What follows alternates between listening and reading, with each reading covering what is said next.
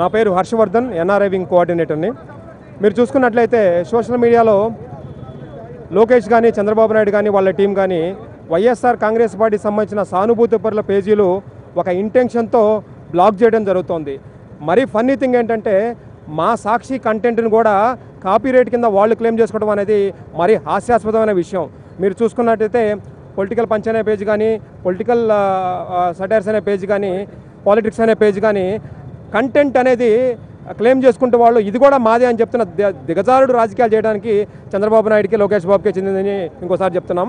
ఇంకో విషయం చూసినట్లయితే మీరు ఒక పేజ్ బ్లాక్ చేస్తే 100 పేజీలు క్రియేట్ చేసేటట్టు సోషల్ మీడియా వాడినెస్ ఈరోజు ఉన్నారు. లక్షల మంది సోషల్ మీడియా వాలంటీర్స్ పనిచేస్తున్న ఏకైక పార్టీగా వైఎస్ఆర్ కాంగ్రెస్ పార్టీ ఈరోజు ఆంధ్రప్రదేశ్లో ఉంది. దేశంలోనే 4వ స్థానంలో ఉందని చెప్పడానికి చాలా గర్వంగా ఉంటుంది. మా జగన్మోహన్ రెడ్డి గారు మాకు దిశ నిర్దేశించినారు. ఏ రోజు వ్యక్తిగత దూషణలు కానీ పర్సనల్గా కామెంట్ చేయడం కానీ మేము ఎప్పుడు చేయలేదు. మా నాయకుడు ఏ విధంగా ఎప్పుడు చెప్పలేదు. కానీ టీడీపీ వాళ్ళు ఇంటెన్షనల్గా జగన్మోహన్ రెడ్డి గారిని, మా వైఎస్ఆర్ ఫ్యామిలీని టార్గెట్ చేసి పెట్టిన పోస్టులు కూడా మేము సైబర్ క్రైమ్ తీసుకెళ్ళడం జరిగింది. ఇంకో విషయం చెప్పదలుచుకున్నాము. ఈరోజు వాలంటీర్స్ పైన ఎన్నో రకాల కేసులు పెట్టి చంద్రబాబు నాయుడు ఇబ్బంది పెడతా ఉన్నాడు. దానికి లోకేష్ బాబు స్కెచ్ గీస్తూ ఉన్నాడు. ఒక్కటి చెప్తున్నాడు లోకేష్ బాబు, ఈరోజు నువ్వు ఒక్క వ్యక్తిని అరెస్ట్ చేసావంటే అతనికి మద్దతుగా ఈరోజు 1000 మంది, వాళ్ళకి మద్దతుగా 1,00,000 మంది వచ్చే పరిస్థితుల్లో ఉంది. వీళ్ళకి మద్దతుగా దాదాపుగా 22 దేశాల్లో ఎన్ఆర్ఐలు కూడా సోషల్ మీడియా మద్దతుగా పోస్టులు చేయడం కానీ, వాట్సాప్ గ్రూప్ క్రియేట్ చేయడం కానీ, పేజ్ క్రియేట్ చేయడం జరుగుతుంది. రాబోయే ఎలక్షన్లో సోషల్ మీడియా అనేది ఒక కీలకమైన పాత్ర పోషిందని చెప్పడానికి ఎటువంటి సందేహం లేదు.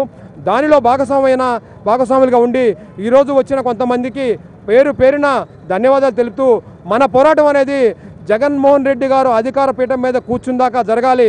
ఆ తర్వాత కూడా మన పరిపాలనని ప్రజల్లోకి ఇంకా తీసుకెళ్ళడానికి కూడా మీ బాధ్యతైన పొజిషన్లో మీరున్నారు.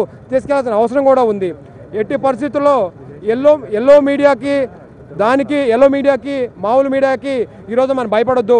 మన చేతిలో ఉన్న వజ్రాయుధం సోషల్ మీడియా. ఈ సోషల్ మీడియాని ఇంకా ఎఫెక్టివ్గా యూజ్ చేసుకుంటూ జనాలందరికీ తెలియజేస్తూ వాళ్ళందరినీ భాగస్వామ్యం చేస్తూ ముందుకెళ్తాము. ఇంకో విషయం ఒక్క తెలుస్తుందంటే లోకేష్ బాబుకి ఎల్లో గ్యాంగ్ సపోర్ట్ ఉంటుంది. కానీ మాకు ఈరోజు విలేజ్ స్థాయిలో కూడా సోషల్ మీడియా వాలంటీర్స్ ముందుకొచ్చి పనిచేస్తూ ఉన్నారు. వాళ్ళందరికీ పేరున ధన్యవాదాలు. ఇంకా దీన్ని ముందుకు తీసుకెళ్తాము. మా నాయకుడు అతి త్వరలో సోషల్ మీడియా మీటింగ్ కూడా మళ్ళీ అటెండ్ అవ్వడం జరుగుతుంది. వీళ్ళందరినీ ముందుకు తీసుకెళ్లి ఎట్టి పరిస్థితుల్లో పార్టీని అధికారంలో తీసుకురావడానికి ట్రై చేస్తామని చెప్పడానికి ఎటువంటి సందేహం లేదు. Thank you.